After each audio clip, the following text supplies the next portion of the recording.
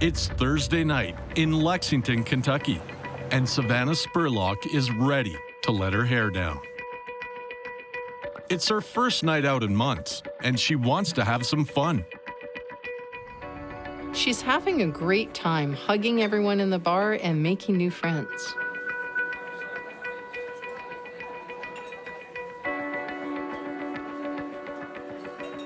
When her mother calls, Savannah assures her that she's okay and will be home soon. But that's the last time that any of her family or friends hear from her. It will take months for investigators to find any trace of the missing 22-year-old.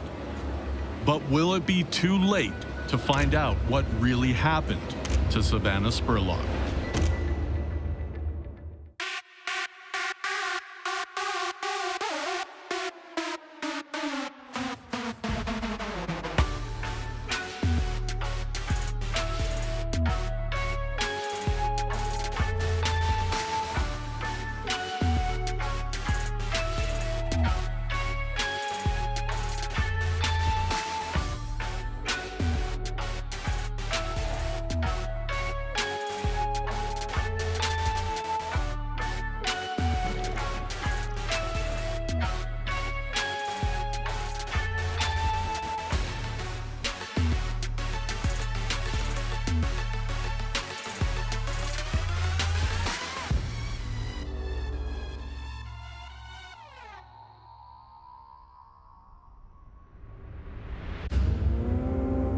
On the night of Thursday, January 3rd, 2019, in Richmond, Kentucky, Savannah Spurlock is preparing to go out.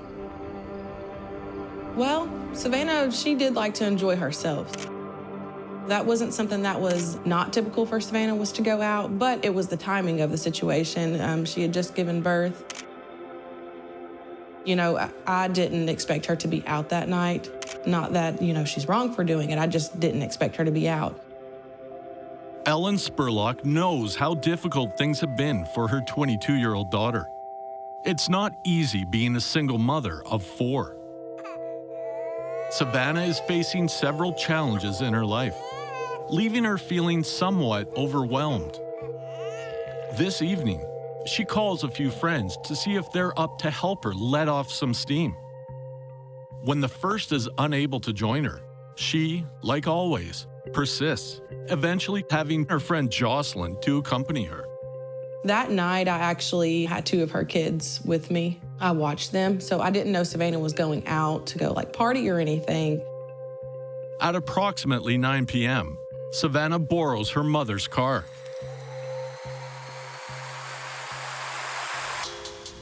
She and her friend Jocelyn drive from their hometown of Richmond to nearby Lexington, Kentucky. Richmond has a population of about 35,000. Lexington is almost 10 times that size. Known for horse breeding, it's often referred to as the horse capital of the world. You know, as far as Lexington goes, it is a nice place, you know. We take care of our towns here in Kentucky, I would say. It's a beautiful state. Beautiful things happen here. You've got your horse park and you've got all your fun places that you can go. It's a pretty nice place. We have University of Kentucky that's here, a lot of college students. It's the 2nd largest city in the state. We don't really have, you know, a lot of big issues here. When they get to Lexington, Savannah and Jocelyn stop at the house of Savannah's friend, Dion, and have a few drinks.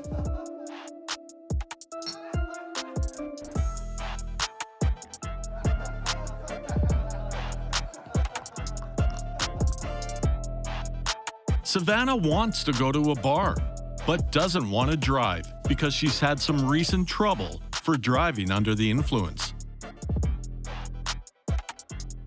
Dion offers to drive, so they leave Savannah's mother's car there, and he takes them to a place that he knows. Which is the other bar, which is located right in the heart of Lexington. The other bar is in Lexington's historic South Hill neighborhood, which is just south of downtown. It takes about 10 minutes to drive to South Hill, and the three friends arrive at the other bar at approximately 10:30 p.m. Savannah leaves her big purse with most of her belongings in Dion's car and instead takes a small cross-strap purse into the bar with her.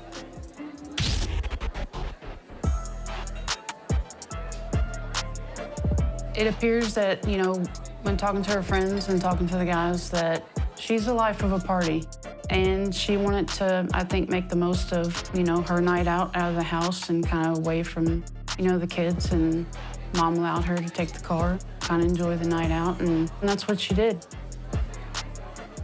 Savannah gets quite drunk and starts hugging everyone.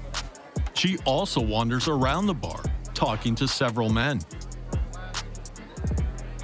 There are one or two guys she seems particularly interested in. She keeps hanging around them, but they don't seem to be as interested in her.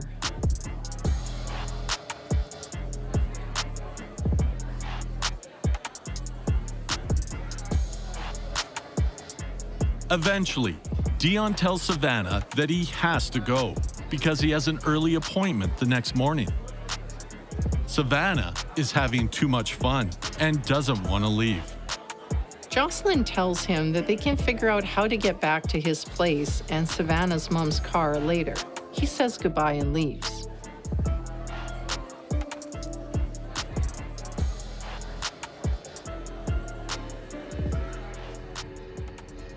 As the night goes on, Savannah becomes more intoxicated. At some point between 1 and 1:30 a.m., things begin to get tense. She apparently got into some sort of altercation, just intoxicated argument with the other girl. I guess they wanted to kind of do two separate things at that point in the night. They get into a big fight. Savannah starts yelling and cursing. It gets so bad the security guard warns them that they'll have to leave if they don't knock it off.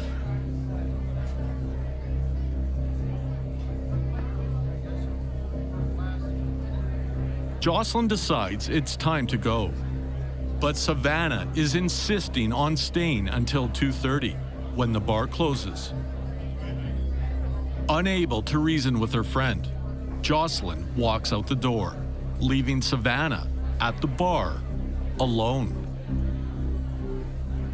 But perhaps alone isn't quite the right word.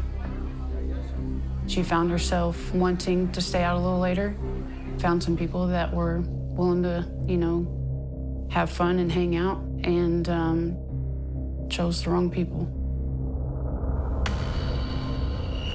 Meanwhile, back in Richmond, Savannah's mother, Ellen, is concerned because it's quite late and Savannah is not home yet.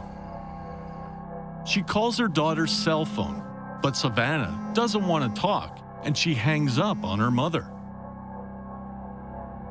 Later, Savannah calls her mom back via a video app and talks to her. Savannah assures her mom that she's okay and tells her that she'll be home in a few hours. Ellen notices that Savannah is riding in a car and there seems to be at least two men with her. She also feels like her daughter's intoxicated, but Savannah doesn't seem to be in any kind of distress. She seems happy. So they say goodbye, see you in the morning, and end the call. This is the last time Ellen Spurlock speaks with her daughter.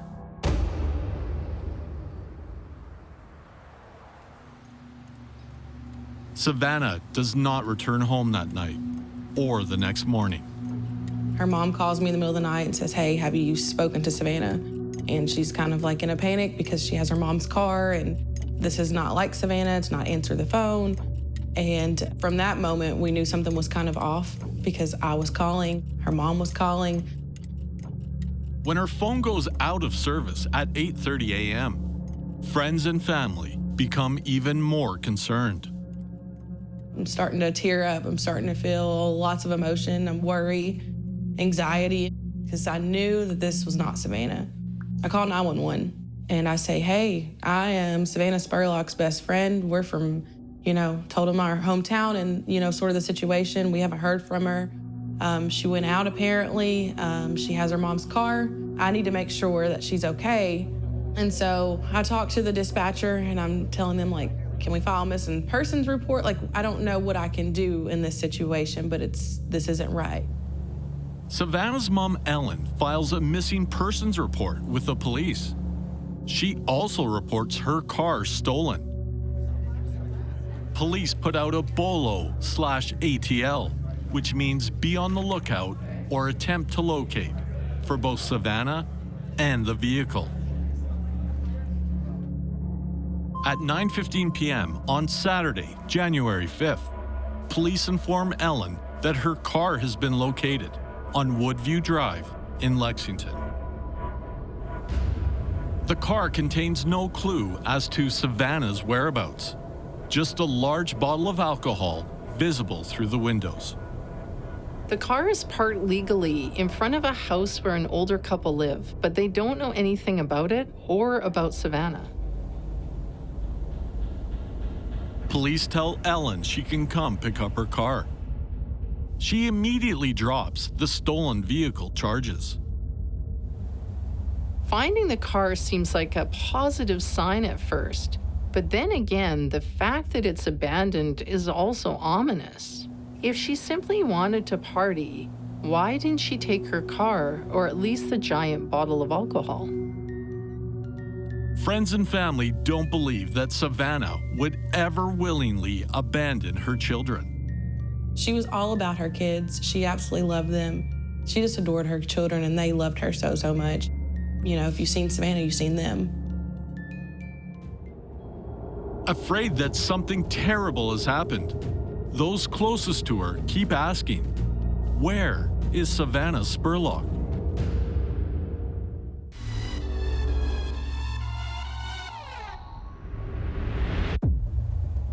Savannah Spurlock is a young mother of 4 enjoying a rare night out with friends. They go to a bar in Lexington, Kentucky, where Savannah proceeds to have the time of her life. One friend has to leave early. The other is driven away by a sudden, violent argument. After the bar closes, she is seen riding in a car with 2 unknown men. And then she disappears without a trace. Savannah Spurlock is born on February 5th, 1996, in Richmond, Kentucky. She graduates from Madison Central High School in 2014. That same year, she gives birth to her first child, a son. But in spite of Savannah's efforts to include the father in her son's life, he's no longer in the picture.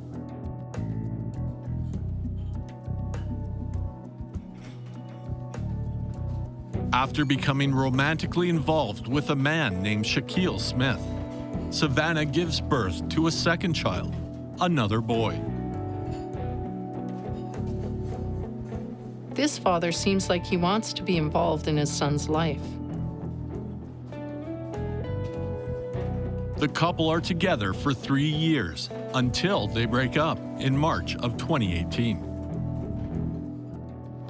After attending Eastern Kentucky University for a while, Savannah finds that the demands of motherhood are too great and drops out. In December 2018, Savannah gives birth to twins, something that friends and family say is a complete surprise to her. And even though they're not together anymore, Shaquille is the father.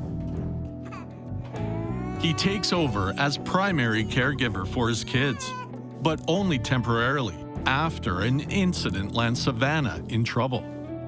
She's due to appear in court on January 7th for a DUI charge from December 21st. But Savannah, aside from that, really family-oriented. Big on family gatherings, big on you know, hanging out in the backyard with the pool, big on shopping or traveling. We did a lot of traveling together. She just was very outgoing. Her goal is to return to EKU to study health administration so she can provide a good home for her children. Her whole world was her boys. You know, rather, like I said, it was putting up a pool in the backyard for them on the one day that it was sunny in Kentucky. She was gonna do it. Her mom was her rock. They lived together for a majority of, you know, Savannah's even adulthood. And the kids lived with her and her mom too. She'd do anything for her mom.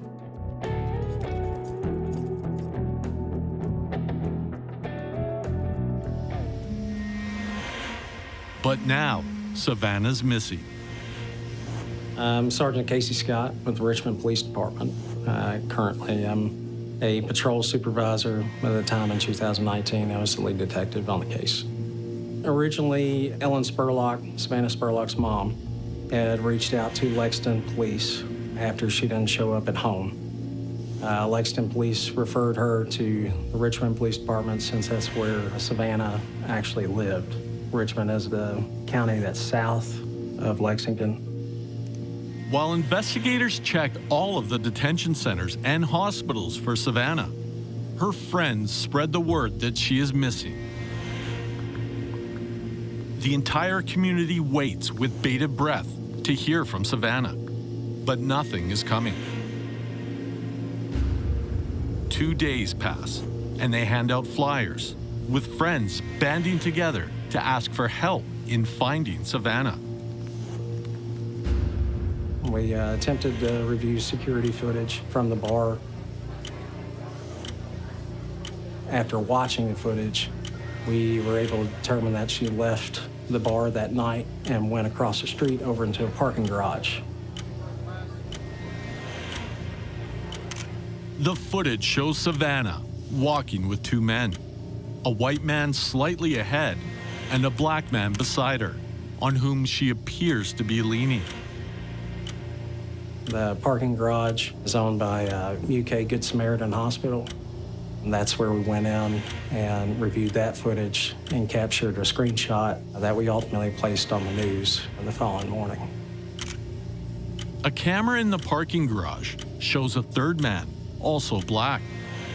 The 2 black men get into a car with Savannah. The white man gets into a pickup truck. On Tuesday, police released photos of the 3 men and asked the public for help in identifying and locating them. That same night, police spot one of the vehicles from the surveillance video. They pull it over and question the driver. He admits to being one of the men on the surveillance video and identifies the other 2 men as well. They are Brandon Lewis, Isaiah Chase, and David Sparks. I'm Sergeant Kelly Fraze. I'm Richmond police officer, 15 years this month. I received a call for assistance. They had been down looking at surveillance and it looked like Savannah was missing. So I came in, and by the time I got there, they advised me that David had been traffic stopped and they were en route to the police department to be interviewed. We conducted those interviews and went through the cell phones of David Sparks and 2 other males that were identified in a surveillance photo from that night, and just helped assist with interviews and searching vehicles that they had driven there, in particular David Sparks' truck, which was also in that photograph. All 3 men tell a pretty consistent story about that night. They arrive at the bar around 2 a.m.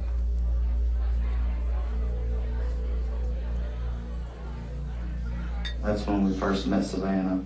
We was all sitting at the bar.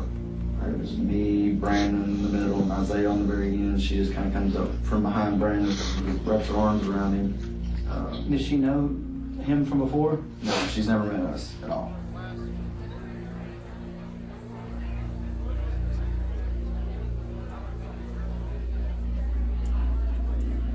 Later, when the bar was closing, they see Savannah again. She was sitting there talking to some other girl. She's kind of upset. Her friend had ditched her. She couldn't find her. We sit there and talk for a few minutes. She said, "Do you want to come back, hang out with us, party a little bit, and give you a ride home afterwards, whatever?" She said, "Yeah, that's cool."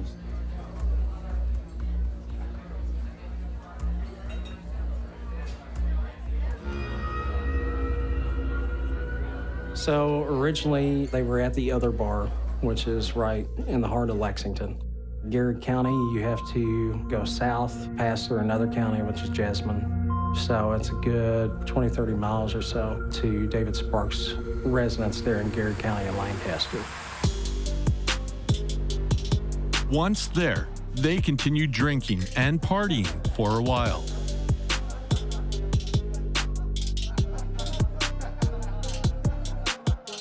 Eventually, Savannah passes out on the couch. Once she started kind of falling in and out of consciousness, he was like, "Hey, is it cool if she stays here and you figure something out in the morning?" I said, "Yeah, I can either take her home, she can call somebody, whatever." They carry her into the bedroom and put her on the bed.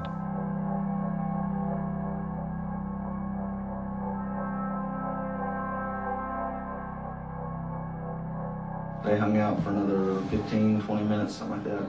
After that, they left to go back to Lexington. I fell asleep on my recliner.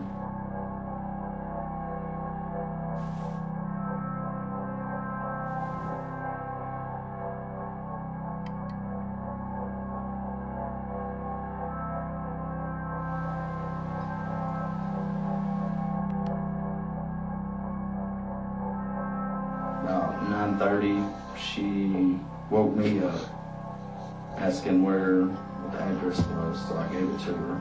She turned around and went back into the bedroom. I heard the door close, fell back asleep.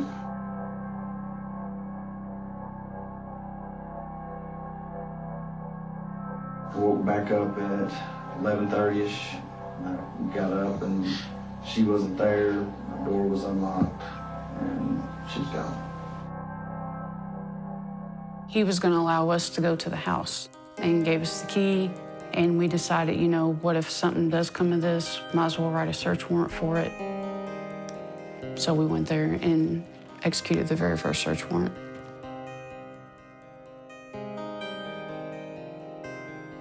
It was really empty. David had just moved into that house back in December. This was his first place that he's had on his own. It was pretty much like bachelor pad, you know, very minimalistic. When we conducted the search warrant, there wasn't much there to really look at. Savannah's family knows there's no way she would leave that house on foot. And since her phone is out of commission, she can't call anyone to come pick her up. They feel that the three men know more than they are saying. But with no body or evidence of any kind, police can't even say if the young woman is alive or dead. And so the mystery of what happened to Savannah Spurlock only deepens.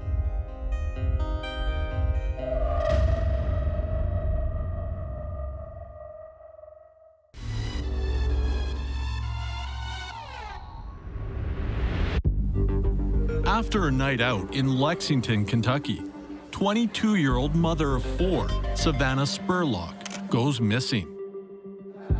Last known to be in the company of three men in a house 1 hour outside of Lexington, she vanishes into thin air by 11:30 a.m. the next day. The men are questioned and the house is searched, but no clue as to Savannah's whereabouts can be found. We searched childhood places. We searched former churches. We searched farmlands. We searched over 200 miles of acreage on foot with dogs, with rescue teams. We dredged ponds. We waded in creeks. I mean, we searched under every rock that we could in a 200-mile radius. Sergeant Fraze and Sergeant Scott have suspicions about David, but no evidence. We were able to obtain the surveillance footage from down the road. Across the street, there's a few houses down the street. A neighbor had surveillance footage that night. The surveillance footage shows David leaving for work on Thursday night and then returning at 3:32 a.m. on Friday morning. We observed Savannah along with everybody else going into David Sparks' house. We observed the male subjects, the other two male subjects, leave at the time that they said, in accordance with their cell phone records. This seems to back up what the three men had told them. Later that day, now that it's daytime, we're able to see better footage that she never left the house whatsoever. David is seen several times over the next 18 to 20 hours. One of those times, he loads a large garbage bag into the back of his truck. When surveillance footage of David is found at a local garbage dump, investigators search, but can't find David's trash bag. I created a behavioral analysis of David Sparks 2 weeks prior to the event, and then 2 weeks after the event. So that's where we learned his habits, where he ate, smoked, drank, worked, what he did for fun. We learned the routes that he drove through GPS and behavioral analysis. And he was real good, like super particular, even about the routes that he took to go to his parents, to go pay bills, to go to work, to go out and have a drink. On the night that Savannah disappears, he deviates from his normal routine. That night, we noticed activity on his phone. We were able to see him leave the residence. His phone ends up showing him driving towards the area of his parents. So that's why that deviation in his behavior that one night stuck out so much, because it was the only deviation. Initially, David says he went to visit his parents early in the evening. It's believed that he went out to that location that night while his parents were asleep. When pressed during a follow-up interview, David admits to the second late-night visit. Is that kind of normal to go there those hours? Or, I mean, would it have scared them if they would have seen you out there, or would they have expected you to come at that time? I mean, They know I'm night shift. They know I come and go a lot like that, so. When asked about whether he's ever had homicidal thoughts, he hesitates. I'm assuming you all have read the page that was in my binder. Okay. That's why I kind of hesitated. That was about 1.5 to 2 years ago. Meant to throw that away. Was going through a lot in that time period. Sergeants Scott and Fraze are very familiar with David's binder. He had a nightstand that was right next to his bed. When he opened that nightstand, there was a binder. And inside that binder was blank sheets of paper. But the first sheet of paper had a long, letter that was written out. Towards the end of the letter, he makes a comment where it says, "How can you tell the person that you love so much, your mom, that you're a monster, that you're a psychopath, that you could strangle the life out of somebody and put a knife through their chest and smile the entire time while you're doing it?" According to David, the letter is about the failure of his relationship with a woman named Haley Hickle. On Saturday, January 12, 2019, detectives interview Haley Hickle in Casey County Jail. Dating him, I never dated him. He's been my brother's best friend probably since I was 16. I'm 23 now.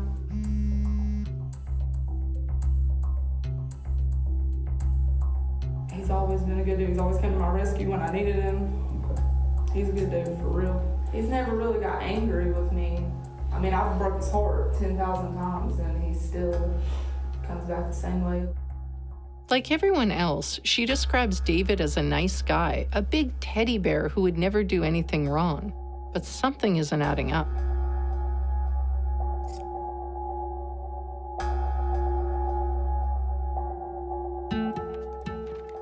On January 22nd, police exact a search warrant at the residence of David's parents on Fall Lick Road. It was a week or two after we ended up getting a search warrant for the parents' residence. That morning, it decided to snow.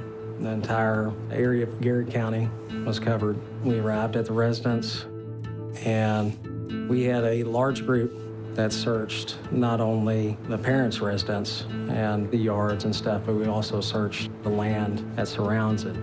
We had several search and rescue canines and groups that were out there as well, but we were unable to locate anything. If that's not discouraging enough, the results come back on traces of blood collected at David's house.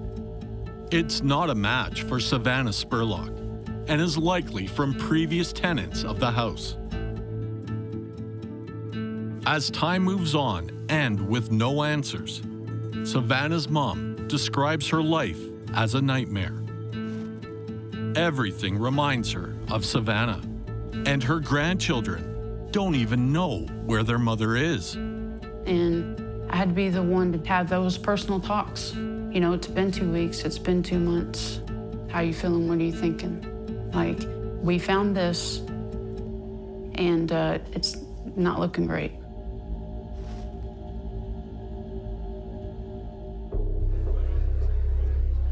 Savannah's aunt writes an article making a plea for help. She knows there has to be a witness out there who knows what happened to her niece. She urges them to be brave and reach out to the family, but obviously something is keeping them silent. The family also offers a $15,000 reward for anyone who can lead to Savannah's return, recovery, or arrest and conviction of those responsible. On Thursday, July 10th, 2019, police receive a call from a lawyer representing the parents of David Sparks. He tells them that a foul odor has been detected on their property. Before investigators can even look into it, they're told that David Sparks has driven himself to the police station, locked his keys in his car, and asked to see a public defender. Investigators are cautiously optimistic that this case has just blown wide open.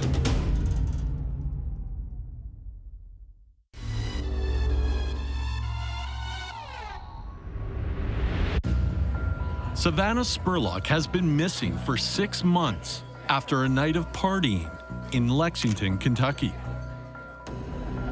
The last person known to be in her company, David Sparks, has just shown up at the police station asking for a public defender. This happened right after his parents tell police of a foul odor on their property. After a brief meeting, the public defender says David does not want to talk to police. He can't offer any explanation as to why David is at the station or why he might need a lawyer. We obtained a search warrant and then started to dig up the area where the smell was coming from. After several hours, we found an object that was wrapped in multiple trash bags. We lifted that out and then opened the trash bag, and that's where I identified her there as Savannah Spurlock based on tattoos that I saw. Investigators start to see a clear picture of what happened to Savannah Spurlock on January 4th, 2019.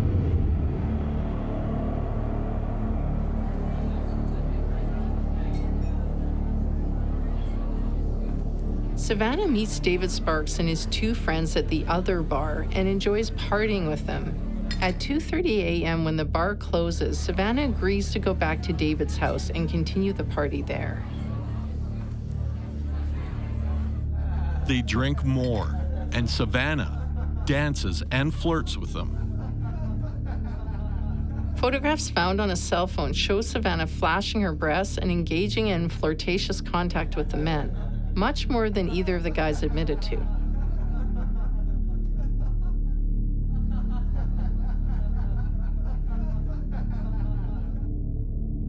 Eventually, Savannah passes out, and they carry her into the bedroom to let her sleep.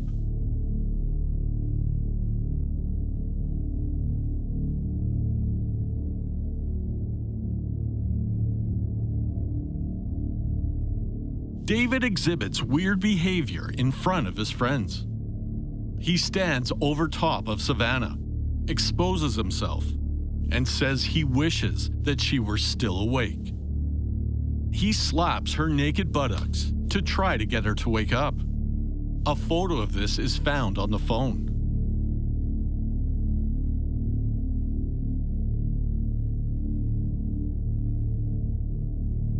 David's two friends leave at this point, and he says that he fell asleep on the living room couch.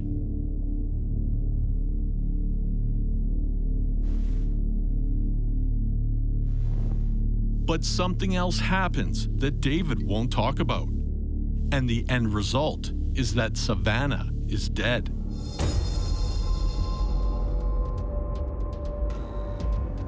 David cleans up and puts her body into plastic bags.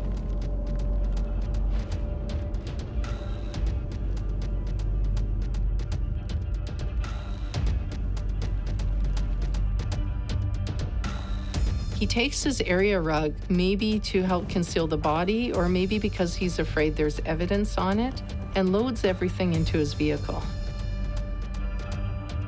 After driving to the local garbage dump to dispose of some things, he drives to his parents' place twice.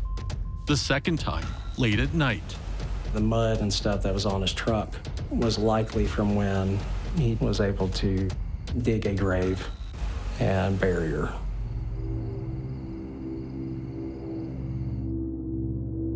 With the circumstances of her death still unclear, police arrest David Sparks and charge him with abuse of a corpse and tampering with physical evidence. An autopsy fails to determine the cause of death, but authorities feel they have enough. David Sparks is charged with murder, but without a clear cause of death, will prosecutors be able to get a conviction? On July 15th, 2012, the preliminary hearing takes place. The prosecution paints a picture of a man behaving very suspiciously.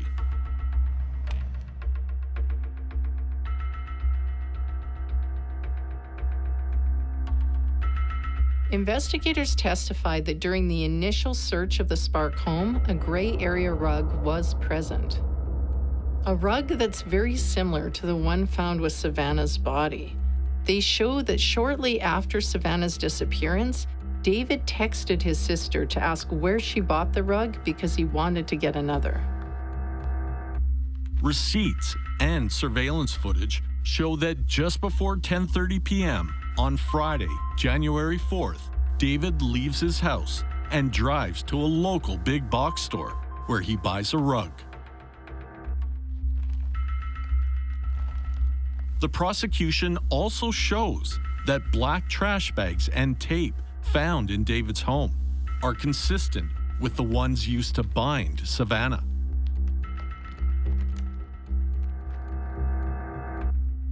The judge finds probable cause for the case to move to the grand jury. On Friday, September 6, 2019, David Sparks pleads not guilty at his arraignment. While his attorneys work on building their defense, David is held in Lincoln County Jail. During a routine search of his cell, jailers find explicit drawings and send them to police. He was drawing pictures while he was in jail of bound women, of, I guess, the best drawing that he could draw of somebody that looked like Savannah. He was just doing crazy things like that. And that was occurring while we were still looking for evidence to make our case stronger and stronger. In a surprising turn of events, on November 30th, 2020, David Sparks pleads guilty.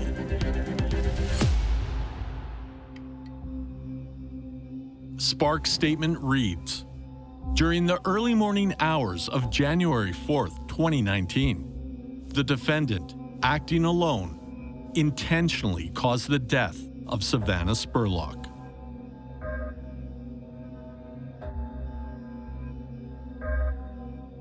He never went into detail as to how he did it. We all have our beliefs and suspicions as to how he did it and why he did it. Savannah's family wasn't able to give an impact statement. I believe that if it was an in-person court appearance, that it would have felt a little bit better for the family. It was during the pandemic when he got sentenced. He did it through a webcam, and he fiddled with the webcam the entire time. On December 17th, 2020, Sparks is sentenced to 50 years in prison, plus 5 years for abuse of a corpse. He'll be eligible for parole in 20 years. I would say David Sparks got the easy way out because he accepted a plea deal and never had to go to trial and never had to testify. He never had to come out and tell us what he actually did to her. And, you know, it's unfortunate that someone like him has the possibility to walk the streets again, because he does. And, you know, then Savannah, she's gone forever. He doesn't deserve to walk free another day in his life, in my opinion. I don't think he deserves a chance to get out. For Savannah's family, there is now a sense of closure, and they hope to give this to other families in similar situations. They dedicate themselves to spreading the word about Kentucky's missing people. They do it in Savannah's memory.